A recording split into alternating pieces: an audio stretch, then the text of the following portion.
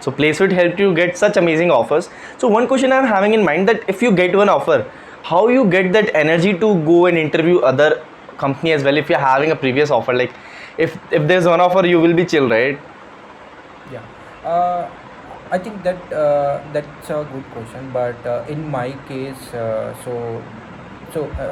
when our placement season started, so I think that's the time where recession also started. So my ultimate goal was to have a backup. So I cracked one company in range between 10 to 15 lakh. Then I move on. I started doing more. I started practicing more number of questions, and then I cracked a company between 20 to 25 range.